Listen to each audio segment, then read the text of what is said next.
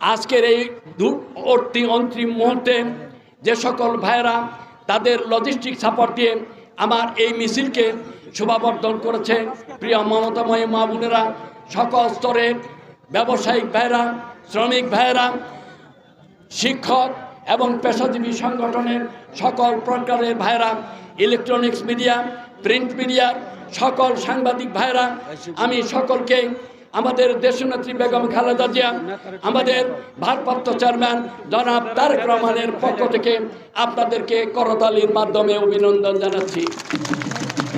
আমি শুকরিয়া আদায় করতে চাই সর্বশক্তিমান আল্লাহর কাছে, শান্তি শৃঙ্খলার মধ্য দিয়ে আজকে আপনাদের সহযোগিতায় বিনা পয়সায় কোনো ভাড়া করা লোক নয়, আপনারা যারা গ্রামের প্রত্যন্ত অঞ্চলে বসবাস করেন তারা নিজের টাকা খরচ করে এই কালিয়াকুর পর্যন্ত এসে র্যালিতে শরিক হয়েছেন, তাদের প্রতি আমি কৃতজ্ঞতা জানাই।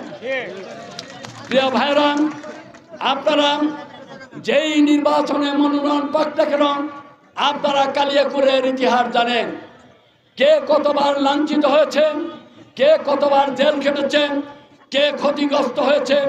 আমার বাড়ি হরিণহাটি, বাড়ি পর্যন্ত দখল করে মার্কেট ভেঙে খান খান করে দিয়ে তারপরে ফ্রিজ, ল্যাপটপ, তারপরে টিভি সমস্ত কিছু লুটপাট করেছিল। এই গাজীপুরে যখন হারুন এসপি দায়িত্ব ছিলেন মুজিব জসিমের নেতৃত্বে, আপনারা তা দেখেছেন। প্রিয় ভাইরা, এই মুজিব জসিমের নেতৃত্বে কালিয়াকুরের বিগত ফ্যাসিস্ট সরকারের আমলে বহু মানুষের ধরে নিয়ে টাকা আদায় করেছে, লক্ষ লক্ষ টাকা এখান থেকে ছিনিয়ে নিয়েছে। আমরা এই সমস্ত ঘটনার, ন্যাক্কারজনক ঘটনার আমরা তীব্র প্রতিবাদ জানাই। ভাইয়ের আমার, তা নিস্তার হয়নি।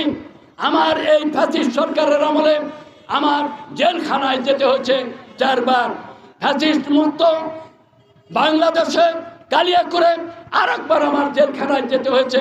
রাত্রি 3টার সময় আমাকে গ্রেপ্তার করা হয়েছিল, তা আপনারা জানেন। তার কারণ কাকে গ্রেপ্তার করে?